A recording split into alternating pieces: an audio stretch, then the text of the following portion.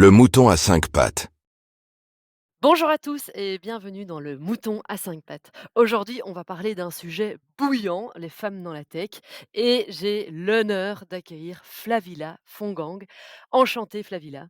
Enchantée, merci de m'avoir Stéphanie, j'adore. J'adore le nom en plus. Ouais, ça plaît, en général ça plaît.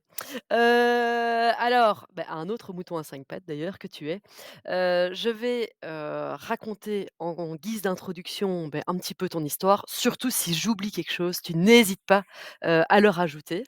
Alors Flavilla, tu quittes la France à 22 ans, pour rejoindre, Mmh. Londres, et à ce moment-là, au moment où tu arrives à Londres, tu ne parles pas un mot d'anglais, d'après ce que je comprends. En quelques années, tu vas devenir l'une des références féminines de la tech en Angleterre. Tu es entre autres, nommée, She's Mercedes Businesswoman, invitée au palais de l'Élysée par le président de la République quand même, hein, ça se souligne. Tu diriges aujourd'hui, une agence, qui s'appelle le Three Colours Rule, et tu fais partie du top 5 des femmes les plus influentes dans la tech, londonienne. Alors tu as reçu toute une série de prix. Tu es également une grande oratrice internationale, on va avoir l'occasion d'entendre ça en tout cas. Fondatrice de, GTA Black Women in Tech, et également animatrice d'un podcast, les Tech Brains Talk. Est-ce que j'ai oublié quelque chose? Non, c'est vrai que ça il y a la version beaucoup plus longue, mais je pense qu'on va passer une demi-heure là-dessus. Je vais essayer de faire au plus court. Exactement. Non, c'est parfait, ce que tu dis, c'est parfait, donc j'ai rien à ajouter. Je pense que c'est bien, merci de m'avoir. Génial. Alors, tout d'abord, on va commencer par là. Flavilla, comment tu es devenue l'une des 5 meilleures, l'une des 5 expertes dans ton domaine? Ah, c'est marrant parce qu'en fait, j'ai eu le titre de la première re l'année dernière, donc je suis passée de 5 à la première.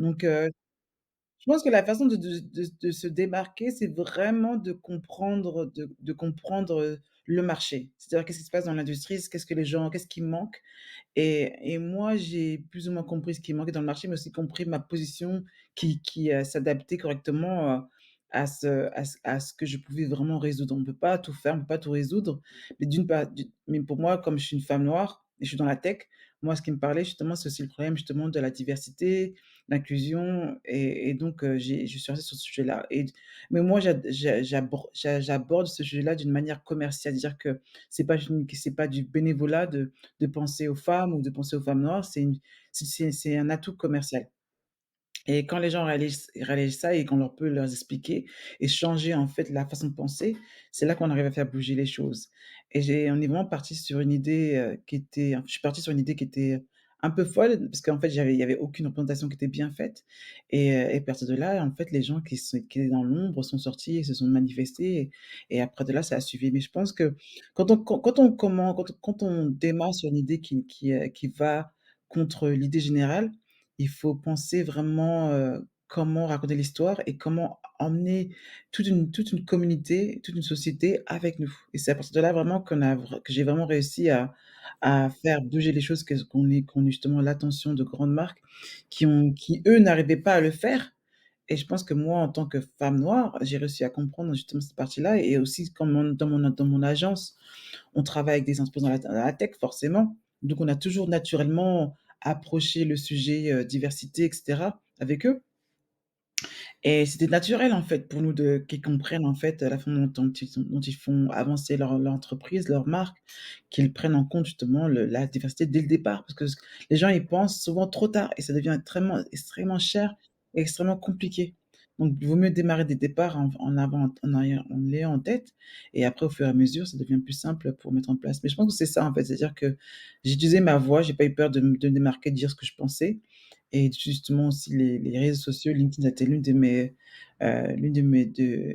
réseaux sociaux que j'ai le plus utilisé, qui a bien fonctionné puisqu'on était dans un domaine, professionnel, donc ça marchait mieux que Instagram ou autre chose et à partir de là, ne pas hésiter justement à emmener les gens sur une histoire, sur un parcours que les gens peuvent savoir aussi comment ils peuvent participer à cette mission et me rejoindre en fait. C'est à partir de là que les volontaires, forcément aussi les entreprises se sont rejoints et ont voulu participer et faire en sorte que cette vision devienne une réalité.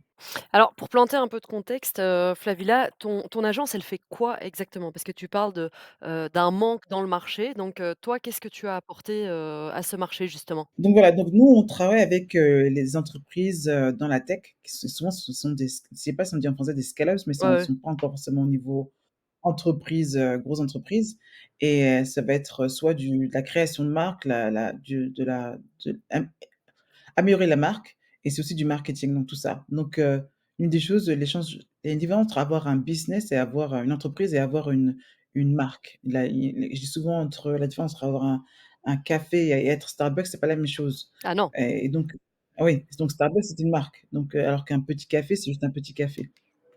Donc à partir de là, ce qui fait partie de créer la création de la marque, c'est aussi les la culture, les employés. Donc l'une des plus grosses difficultés que dans le recrutement justement, c'est aussi, trouver les employés qui s'alignent à la culture et donc s'il y a pas de culture d'entreprise, s'il y a pas une les gens peuvent se ressentent pas ne sentent pas qu'ils peuvent perpétuer cette entreprise-là ou c'est une culture assez diverse où les gens peuvent se sentir bien quoi qu'ils sont et vont pas forcément être intéressés et ça, c'est très difficile, surtout si on va attirer beaucoup de talents et dans la tech, il y a déjà un manque de talent, donc et encore plus difficile, donc il faut faire attention dès le départ et c'est de là justement qu'on est parti et donc moi, en tant que femme, tout court, souvent dans des réunions, je suis la seule ou et en tant que femme noire, très souvent où je suis la seule aussi donc j'ai réussi à m'habituer à naviguer, m'habituer à ça, mais c'était pas suffisant parce que forcément, on se rend compte que la tech, ça est vraiment dans tout ce qu'on fait, donc on est obligé de faire attention à faire en sorte qu'il y a beaucoup plus de femmes, mais aussi beaucoup plus de femmes, de différentes ethnicités dans une entreprise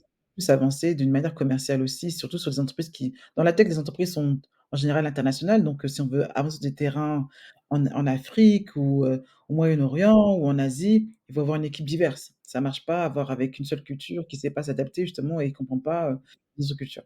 Donc voilà et c'est de là justement que ça a démarré et je me suis rendu compte qu'il y avait c'était à la base, ça faisait partie justement de l'agence plus ou moins notre façon de donner, d'aider en fait l'industrie et à partir de là, c'est devenu sa propre entreprise tout seul, donc voilà. Mais c'est génial et d'ailleurs, beh, je regardais ton profil LinkedIn, donc je vois, brand advisor entre autres, bah, pour Facebook, WeWork, HSBC, enfin c'est quand même des gros, gros noms. Comment on fait pour bouger les choses dans des sociétés qui sont déjà très établies? Parce que comme tu disais dans une start-up, on peut dès le début déjà travailler sur la diversité, mais quand il y a déjà des boîtes comme ça qui sont déjà tellement, grandes, tellement, bien implémentées, comment est-ce qu'on peut faire pour faire bouger les choses? Mais justement, le problème, c'est qu'il faut voir où et il faut déjà se baser sur des faits et l'un des faits, les plus évidents, c'est justement le fait qu'il y a pas justement au niveau de il y a pas au niveau de la diversité, elle n'est pas très présente. Donc comme je te disais au début, c'est que c'est plus facile de faire de d'avoir une entreprise qui est diverse dès le départ. Pour les entreprises comme Facebook, Uber et cetera, c'est un problème quand l'entreprise est énorme, ça devient de plus en plus compliqué. C'est ça. Et et je pense que c'est justement cette, ma spécialisation justement dans la compréhension de la femme noire, c'est là justement que je pouvais les aider. Mais aussi, il faut comprendre qu'il y a une façon de penser qui peut aussi empêcher les gens de postuler à certains emplois. Par exemple, moi, je sais quand j'avais fini mes études, j'avais postulé pour différentes entreprises, Barclays et cetera et j'ai obtenu j'ai rien eu. Maintenant, c'est marrant parce que je travaille avec eux. Mais quand on se fait rejeter une fois, on va pas forcément, repostuler dans une entreprise qui nous dit: «Bon, ben, non, on vous veut pas». On dit: «Bon, ben, si jamais, jamais». Après, il y a des gens qui réessayent 6 mois ou 1 an plus tard, mais la plupart des gens, en fait, quand ils ont été rejetés une fois, ils vont pas repostuler, pour la même entreprise. Non. Donc c'est ça, en fait, c'est-à-dire que quand le rejet a été fait une fois, les gens vont pas penser que l'entreprise veulent des gens comme eux. Donc c'est pour ça que c'est important justement de travailler avec des communautés qui, eux, sont spécialisées dans ce domaine-là, qui peuvent dire: «Ah tiens, si Google travaille avec eux, ça veut dire qu'ils nous veulent nous». Donc c'est vrai que c'est ça que là que ça a vraiment fait la différence, qu'eux, ils ont même du mal à on veut dire LinkedIn, comme les plateformes comme LinkedIn, on peut pas vraiment faire, trouver spécialis on ne peut pas, c'est de toute façon, c'est interdit de trouver justement les gens par ethnicité sur LinkedIn, donc c'est impossible. Non. Donc voilà, donc Mmh. vaut mieux se concentrer et faire des partenariats avec des entreprises qui sont, eux, spécialisées dans ce domaine-là et qui peuvent vraiment aider justement à apporter les bonnes personnes, en face. Comme, bah, typiquement ton agence, quoi. Exactement, à l'agence. C'est ça Mmh. et est-ce que ça t'est déjà arrivé d'avoir justement, des personnes, bah, justement issues de la diversité qui disent: «Non, moi cette boîte, je vais pas postuler, de toute façon, je ne serai jamais engagée», quoi? Mmh. On a des cas justement, on a des mauvais retours justement, c'est là l'une des raisons pour laquelle on travaille surtout sur la culture d'entreprise. Parce que ça sert à rien de voilà, d'engager, de recruter des personnes si les gens vont pas rester. Ça coûte cher en plus le recrutement, donc Bien sûr. c'est pas quelque chose 10 à 20 sur un salaire, annuel, donc c'est pas petit quoi. Donc donc c'est important justement de travailler sur la culture. Donc l'une des choses qu'on fait justement, aussi, c'est de voir et faire en sorte que c'est une culture inclusive. Si la culture n'est pas inclusive, ça sert à rien de repartir, ça repartira à zéro. Et c'est souvent ça le problème, c'est que les entreprises recrutent, mais il n'y a pas qu'est-ce qui se passe après le recrutement? Et en fait, c'est hyper intéressant ce que tu dis parce que tu dis: «Les gens ne veulent pas les gens ne veulent pas rester». Donc en fait, pour toi, il y a une double problématique, on va dire. D'abord à la porte d'entrée, à l'engagement, mais aussi Mmh, après dans la rétention, c'est-à-dire des personnes issues de la diversité, mais qui vont pas se sentir, inclus dans l'entreprise, c'est ça? exactement, ouais, exactement. C'est souvent ça, c'est-à-dire qu'il y a il y a beaucoup de travail qui fait sur le recrutement, mais et vraiment créer cette image, tout est bien, tout se passe bien et quand les gens sont forcément employés, qui sont dans les bureaux, ils se rendent compte qu'il y a un truc qui va pas, quoi. Donc c'est cette chose-là qu'il faut travailler, c'est extrêmement dur, justement ces entreprises qui ont plus de 20 ans, 30 ans, où les gens ne sont peut-être là aussi là depuis très longtemps, ils veulent pas changer leur façon de penser. C'est ça qui est difficile, donc c'est peut-être d'avoir des entreprises externes qui peuvent leur aider à comprendre pourquoi la nouvelle génération ne veulent pas être avec, des grandes entreprises qui sont peut-être un peu trop, on dirait pas terre à terre, mais ont pas changé leur façon de penser les choses et cetera. Donc c'est ça aussi qu'il faut voir en compte, c'est que c'est le recrutement, c'est une partie des choses, mais ça suffit pas. C'est après, c'est comment, faire en sorte que les gens soient bien maintenus et le système de rétention, comme on le système de rétention, le système de sponsoring, de mentoring interne aussi, qui est important. Parce qu'on dit souvent parce que c'était marrant parce que je faisais une présentation il y a quelques mois et c'était pour une grosse société et je leur disais que j'ai quitté mon poste, il y a je sais plus de 15 ans maintenant et j'ai quitté parce qu'en fait mon CEO ne me donnait pas en fait, le CEO qui était mon manager, me donnait pas justement l'opportunité d'avancer. Donc et il n'arrivait pas justement de me donner des opportunités. Les opportunités étaient données aux autres, mais il n'arrivait pas à voir dans mon ta le talent que j'avais. Et c'est marrant parce que moi, je me retrouve à te faire des présentations devant des grandes entreprises et je leur dis: «Mais c'est quand même assez marrant, quoi». Le fait que j'ai pas eu la chance de l'avoir, donc là, je réussis toute seule à faire mon parcours et maintenant c'est à moi de vous inspirer. Donc il y a peut-être un problème de dire que est-ce que les opportunités sont données d'une manière équitable à tout le monde ou qu'on offre les opportunités qu'après un petit dîner entre nous ou un petit café après le bureau, c'est ton meilleur pote et cetera. Il y a des choses qui vont pas. Non. Non, non, mais donc la prise de conscience, et c'est au sein de toute l'entreprise parce qu'au final, quand tu veux changer une culture d'entreprise, c'est tous les acteurs dans l'entreprise, les chefs de département, qui vont pouvoir, faire bouger, les choses, quoi. Exactement et ça commence par le haut, hein. Ça commence par le haut. Les gens souvent pensent que parce que les gens disent: «Oui, on est diverses», mais vous êtes diverses en haut ou en bas? Si vous êtes pas diverses en haut, C'est top les gens bottom, bottom up. exactement.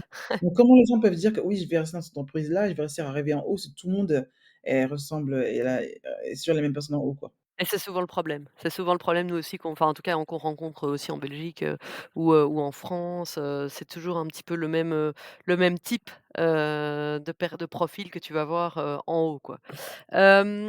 Du coup, par rapport à ton expérience, vu que le sujet du jour, bah, ce sont, voilà, les femmes dans la tech, tout d'abord, est-ce que tu vois une évolution, une apparition de plus de femmes dans la tech? Ou alors au contraire, est-ce que pour toi ça malgré, toute la communication autour, et un peu tout le branding autour, il y a quand même encore très peu de femmes dans la tech? Alors ça dépend où tu me demandes de juger. Dans les pays anglo-saxons, ça avance beaucoup plus vite que, heu, dans les autres. Donc c'est ça aussi. Après c'est aussi il y a aussi une côté mentalité américaine où ils se rendent compte que la diversité c'est aussi un acte commercial. Donc c'est souvent ça. Donc dans les pays anglo-saxons, oui, ça avance plus vite, mais avec, mais ça avance plus vite, mais pas assez vite, je dirais en même temps. Mais aussi le problème, c'est que, dès qu'il y a un gros changement, une grosse vague de changement, de technologie, c'est toujours les femmes qui sont mis à l'arrière. Donc là, on part dans les phases de AI, on est dans l'artificial inti l'agent l'intelligence artificielle, et tout le reste. Donc c'est pareil, ce sont les hommes qui vont regagner. Donc dès qu'il y a une grosse vague de changement, on repart un peu en arrière avant de repartir en avant. Donc c'est ça le problème. En Europe, voilà et on s'est bien rendu compte, il y a du changement, mais c'est pas assez rapide et heu et ouais, c'est difficile. Je pense que c'est souvent ça, c'est qu'on voit que le changement est plus, hem, est plus, influencé par les sociétés américaines qui, eux, forcément, s'étalent dans les autres pays et ils apportent justement cette même mentalité, ils arrivent à comprendre. Mais dans les entreprises, heu, je dirais pas locales, mais dans les entreprises, françaises ou belges et cetera, c'est pas la Mmh. même chose, on n'est pas encore là. Donc tu as du mal Non, encore à comprendre les choses et c'est dommage parce que c'est des opportunités d'opportunités de marché qui manquent juste par cette manque d'ouverture d'esprit, en fait et c'est tellement dommage. c'est tellement dommage et pour toi, est-ce que, c'est un gros débat en tout cas, en France et en Belgique, je suppose que tu en as entendu aussi parler, les fameux quotas? Est-ce que pour toi, les quotas, la discrimination positive, sont une réponse, ou en tout cas un élément de réponse, à la croissance, à l'augmentation de la diversité au sein des entreprises? Tu es plutôt pour, contre? C'est quoi ton avis? Moi, c'est une très bonne question. Je pense qu'on une stratégie ne suffit pas. Je pense que c'est une combinaison de tout, en fait. C'est-à-dire que si on impose des quotas, il faut aussi avoir une bonne communication pour expliquer pourquoi on a des quotas. Donc, comme je disais depuis le début, c'est que ça commence par le haut. C'est justement le CEO et les directeurs qui en parlent et qui vraiment, ne se sentent pas imposer ces quotas et qu'au contraire, les utilisent comme une forme de pouvoir justement, voir leur marge, où ils sont et aussi fixer, des objectifs. Oui, c'est bien. Donc les quotas, ça aide aussi à comprendre où on est et qu'est-ce qu'on peut faire de mieux. Parce que des f on a besoin des fois un peu de forcer les gens pour qu'ils se rendent compte qu'ils changent quelque Tout à chose, hein, fait. malheureusement. Mais ça suffira pas. Je pense que ce qui est important justement, c'est la communication, qu'on n'a pas cette impression que c'est eux contre nous, c'est pas ça qu'on essaie de créer, c'est ensemble et qu'il y a de la place pour tout le monde. Il faut juste donner des opportunités à tout le monde et quand les gens et je dis souvent ça, c'est qu'il ne faut pas, donner l'impression que les hommes sont tous mauvais, c'est pas ça qu'on essaie de dire en fait, Non, c'est que pas du tout. on a besoin d'alliés, on a besoin de support, de on a et les hommes ont besoin on a les hommes comme les femmes ont besoin on a besoin de nous 2, de chacun de nous quoi, en fait. Et c'est important justement qu'on comprenne qu'est-ce qu'on apporte et pourquoi, il faut avoir, des fois ces quotas, ça aide justement à faire en sorte que les choses aillent plus vite et un jour, on n'aura peut-être pas besoin de quotas. On n'aura plus besoin de quotas.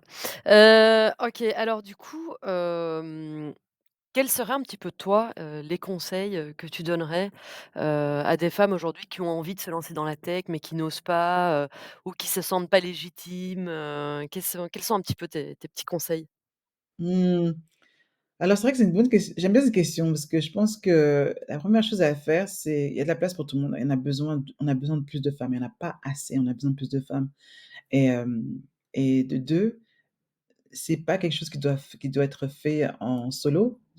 Il faut trouver un groupe, il faut trouver une communauté qu'il faut rejoindre, échanger des questions, parler à des femmes qui sont déjà dedans.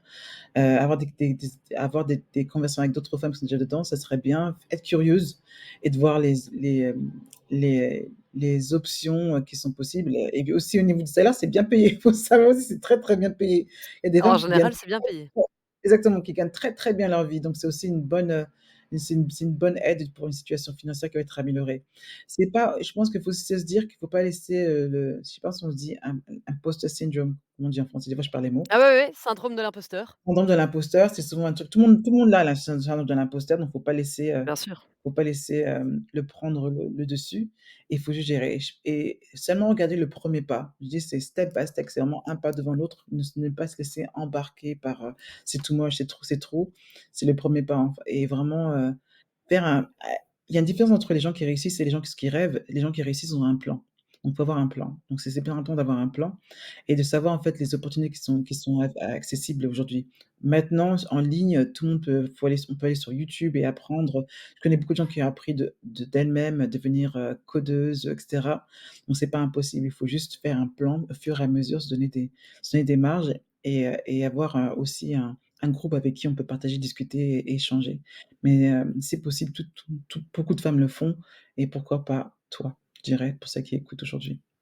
Très bien, très bien et d'ailleurs, c'est peut-être pour ça que c'est aussi une des raisons peut-être pour laquelle tu as créé, GTA, pour, justement, Black Women in Tech pour aussi, favoriser les échanges, d'informations et les histoires inspirantes? Absolument, absolument. Je pense qu'on a besoin de ça. Les histoires, c'est l'histoire qu'on raconte et c'est une des choses que j'ai qui m'a vraiment aidée par rapport à réussir à me démarquer, c'est que j'ai toujours été très vocale à raconter mon histoire, à partager les bas et les hauts, que les gens puissent se dire: «Bon, bah, c'est pas une superwoman, elle est pas incroyable, je suis qu'une femme comme une autre». Et que les gens puissent dire: «Bon, moi, si elle arrive à le faire, moi aussi» et c'est ça, je pense que maintenant je le fais pas pour moi, je le fais pour je sais qu'il y a beaucoup de gens qui regardent ce que je fais, que ça les inspire. Bah, Et oui. donc on a besoin de ça, en fait, de se dire que: «Bon, bah, si elle est comme elle arrive à le faire, bah, moi non plus». Moi, comme je te disais dès le départ, moi, je suis arrivée en Angleterre, je parlais pas un mot d'anglais. Et je me suis mis dans le branding, j'ai appris de moi-même, j'ai pris des bouquins, j'ai appris de moi-même, je suis mis dans la tech, j'ai appris de moi-même. Donc il y a personne qui m'a ouvert des portes, donc j'essaie vraiment de plus de guider les gens, de se dire que c'est pas impossible, ne te mets pas des bâtons dans les roues même avant d'avoir commencé. C'est souvent ça que les gens souvent c'est un état d'esprit d'abord avant une action, donc Mais rester après dans ce positif. qu'on entend, dans ton histoire, il y a aussi une prise de risque parce que, à un moment donné quand tu décides, voilà d'aller à Londres, t'installer à Londres sans parler un mot d'anglais, il y a quand même derrière une grosse prise de risque, que parfois les femmes on le voit, enfin moi je le vois parfois en Belgique et en France en tout cas, parfois n ont moins cette volonté de prise de risque, sont peut-être parfois un peu plus prudentes, que les hommes à ce niveau-là. Je dis souvent, que rien ne on en arrive à on ne peut pas obtenir quelque chose d'extraordinaire ou vraiment changer sa vie sans prendre de risques dans notre vie. Après les risques peuvent être calculés. Donc c'est quand je suis partie à Londres, si ça marchait pas, bah, je rentrais à Paris, hein. C'était pas c'est aussi risqué qu'on peut se le penser, mais bon. On n'a rien à perdre, des fois, il faut je dis souvent, c'est soit on gagne, soit on apprend des leçons. Dans les 2 Exactement, oui. les 2 cas, dans les 2 cas, c'est du positif. Donc soit on réussit, on obtient ce qu'on veut, ou soit on apprend des belles leçons et on continue à avancer. Il y a personne dans tous les gens qui ont réussi dans leur vie, qui n'ont pas fait d'erreurs, qui n'ont pas échoué et les échecs font partie du succès et je pense souvent qu'on départage les 2. Oui, on dit souvent aux gens: «N'arrête pas ne t'arrête pas à ton échec». Essaie de comprendre qu'est-ce que tu essaies d'apprendre à ce moment-là, pourquoi cet échec t'est arrivé et comment tu peux avancer vers le continuer ton chemin et continuer à obtenir ce que tu dois obtenir. Donc c'est souvent ça. Et justement, moi alors c'est pas uniquement lié aux femmes de la tech, c'est plutôt lié aux femmes en général aussi, à l'entrepreneuriat. On parle souvent, moi on me pose souvent la question de ce fameux équilibre work-life balance, vie privée, vie professionnelle. C'est quoi un petit peu toi tes conseils à ce niveau-là, pour une femme qui justement, parfois on l'entend, n'ose pas se lancer parce qu'elle veut quand même préserver sa vie? Ouais, moi je dis souvent, je dis aux femmes: «Soyez égoïstes». Parce que le problème, c'est que nous, en tant que bah oui, c'est vrai, c'est qu'on pense toujours aux autres avant à nous, en fait. En tant que mère, en tant que sœur, en tant qu'autre chose. Je suis d'une famille de 5 enfants. Ma mère, elle a 4 filles. C'est vrai que c'est les filles qui sont plus là que le garçon. Je dis pas que le garçon, il est pas bon, hein, mais on sent que c'est pas la même dynamique. Donc je pense que sois égoïste, moi je dors 7 heures par nuit, hein. Je mets je suis égoïste, il faut que je donne mon temps à moi, je mange bien, je fais attention. Parce que on si on prend pas soin de soi-même, comment on peut être efficace? C'est important, en fait, de penser à sa propre personne et de pas souvent mettre les autres en avant. Donc soyez égoïste, n'ayez pas honte, soyez égoïste au lieu de faire le ménage, tu prends 2 heures, tu engages une femme de ménage. Tu as pas envie de faire la cuisine aujourd'hui, ben, c'est pas grave, tu prends un Uber Eats. Moi, j'adore faire la cuisine, mais des fois, si tu pas faut pas hésiter, on n'est pas obligé de tout faire. Il faut savoir, aussi, sacrifier sa propre personne à l'avant. Je pense que c'est important d'être égoïste pour sa propre sanité? Ouais. Ouais et c'est ça. Donc c'est important de se mettre, c'est on peut pas est quand je dis souvent quand on va dans un avion, on dit: «Mets ton masque avant les autres». Donc c'est important, faut pas, et cette balance, je pense que souvent genre, work life balance, c'est la work life balance, ça commence d'abord avec soi-même. Si on n'est pas bien dans son corps, si j'ai vu tellement d'amis être, en dépression ou burn-out et il me fait: «Mais comment tu fais pour jamais être en dépression avec tout ce que tu fais?» Je fais: «Parce que je me mets moi à l'avant, je fais mes 7 heures de sommeil, je mange bien, je fais attention, j'ai une relation, donc je prends du temps de partir en vacances. Tous les 3 mois, je pars en vacances et je me sens pas coupable du tout de partir en vacances, Oui, ma belle vie. Parce que je me dis: «Si je travaille aussi dur, c'est pour aussi profiter de la vie à la base. Du coup, je travaille pas pour, travailler, je travaille pour vivre, la vie que je veux». Donc c'est important ça. C'est top et c'est vrai que, bah, lié à ça, on voit aussi, beaucoup de femmes, se mettre, la pression parce que sur les réseaux sociaux, il y a beaucoup de entre guillemets «de femmes parfaites», qui font du sport, qui vont man qui mangent bien, qui sont canons, qui ont un boulot, qui ont un mari génial et tout va bien Ouais, et ça aussi, parfois ça peut aussi donner une exactement. image faussée. C'est vrai, mais il y a aucun c'est ça que je te dis, il y a aucune vie parfaite, ça n'existe pas. Il y a toujours une Non. partie de notre vie qui n'est pas excellente et je pense que c'est ça, c'est que et ça me fait peur pour cette nouvelle génération qui vit, en fait, qui absorbe, consomme les réseaux sociaux, et disent que c'est ça la réalité de maintenant. Il y a des moments, par exemple, où il y a une prise de gueule avec, le partenaire. Il y a des moments où, tu as pas envie de faire du sport. Ça fait 2 semaines que j'ai pas fait de sport. Il y a des moments où tu Tu veux prends pas du savoir poids. depuis combien de temps? Moi, j'en ai pas fait. Tu vois ce que je veux dire? Il faut arrêter de dire que tout va bien. Il y a un moment où il y a des soucis, c'est-à-dire que il y a rien de parfait. Les gens créent cette image. Il faut que les gens se disent que quand les gens partagent quelque chose sur les réseaux sociaux, c'est 1 minute de 24 heures. C'est 1 minute de 24 heures. Donc c'est impossible de représenter absolument toute une vie d'une personne. Tu vois? Donc il faut arrêter. Je dis souvent que reste focalisé sur ton propre chemin, ne regarde pas la vie des autres. Quand quelqu'un réussit, ne le vois pas en tant qu'envie, mais plus une inspiration. Et si ces personnes-là Exact. si ces personnes-là justement te créent de l'anxiété, ne suis pas cette personne. Si cette personne te crée de l'anxiété, suis les bonnes personnes, ne suis pas les Kardashian, les machins qui même arrivent pas à garder un mec dans leur vie. Donc je suis désolée, c'est pas un exemple à suivre, tu vois ce que je veux dire? Et le nombre de trucs qu'elles ont dû faire pour arriver à cet exemple, faux exemple de beauté ou autre chose, mais justement ça, c'est qu'il y a pas, faut arrêter, en fait, il y a pas de parfait, Mais pas de parfait. et pour le lier un petit peu au monde professionnel, tu parlais des prochaines générations. Il y a un sondage qui a été réalisé auprès des jeunes, pour savoir quel était, le job de leur rêve plus tard, et il y a une, vaste majorité qui a dit, youtubeur, influenceur, alors qu'il y a 30 ans, si tu regardes la même question, c'est médecin, avocat, pompier, et quand même ça fait un peu peur cette relation qu'il y a entre, bah, forcément tout ce qui est, en ligne, tout le digital, et la réalité de la vie. Parce qu'au final, c'est quand même une très grosse minorité, qui est influenceur ou youtubeur, quoi. Mais c'est marrant, je pense que de toute façon, on est tous plus ou moins influenceurs d'une manière ou d'une autre. Après, il y en a qui en font leur boulot professionnel, à temps plein, mais je peux te dire que, bah, dans mon équipe, il y a beaucoup de Gen Z et il y en a aucun qui veut être influenceur, hein. Non.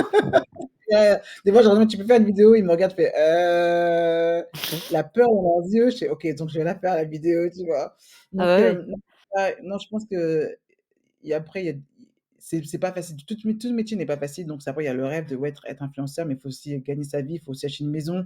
Ça devient de plus en plus cher, hein, par rapport à ce que c'était avant. Donc ça c'est sûr.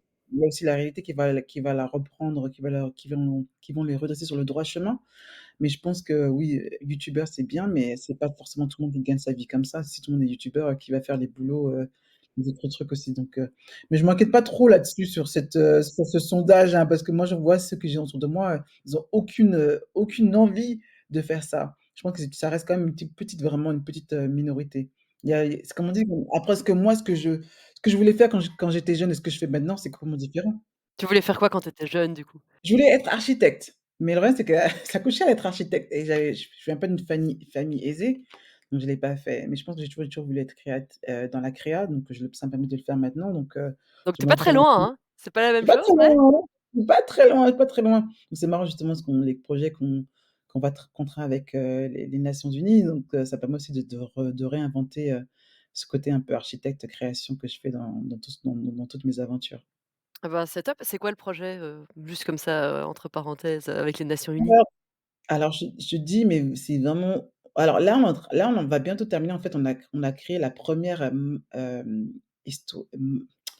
carte interactive de l'histoire des femmes, en fait, noires qui ont eu un impact à travers le monde. Donc elle va être disponible, au mois d'octobre et l'année prochaine, on travaille sur un projet hologramme avec, qui pourrait être transporté à travers le monde.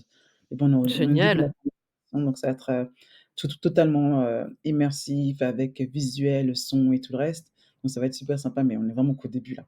Ah ben, c'est top. On arrive tout doucement, à la fin, de cet épisode. Comment tu imagines l'avenir, des femmes dans la tech? Ah, je reste positif. Je sais que c'est très difficile, c'est un combat, parce que c'est difficile de changer une société, mais je pense que si des 2 côtés on s'y met, comme hommes et femmes on s'y met, on va y arriver. Je pense qu'on continue, chaque chemin est important. On on n'arrivera jamais, je pense que je suis réaliste dans le sens qu'on n'arrivera jamais à un 50-50, parce qu'il y a aussi des femmes qui ne veulent pas être, leaders. Il y a aussi des hommes qui ne veulent pas être leaders. Je pense qu'il y a aussi des femmes qui veulent faire d'autres choix dans leur vie. Tout le monde ne veut pas être une femme indépendante, hein. Il y a aussi cette de dire: «Moi, je sais qu'être bien», et c'est leur choix. Je pense que, comme on dit, hem, les femmes sont d'une sont mais je pense qu'on ouais, on se rapproche, je pense qu'on n'arrivera jamais à 50-50, ça c'est pas la réalité, mais je pense qu'on se rapproche au moins le plus possible à ça, ça serait bien. Et je pense qu'avec ce que le avec, cette nouvelle génération, mais aussi, notre génération actuelle qui est très impliquée, et on veut faire bouger les choses comme ta podcast et autre chose. C'est-à-dire que les gens écoutent, les gens sont là, et aussi une génération qui sort. Génération qui sort justement du monde du travail, donc on verra les choses vont bouger, donc c'est ça qui est bien.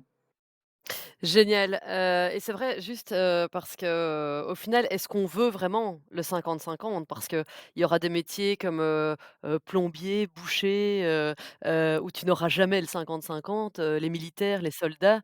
Au final, est-ce que l'idée n'est pas plutôt qu'en fait la femme aujourd'hui, elle puisse décider à 100 ce qu'elle a envie et qu'elle ait toutes les cartes devant elle, la tech, pas la tech, la maison, pas la maison, le legal, la finance, et qu'elle choisisse en fait ce qui lui conviendra le mieux.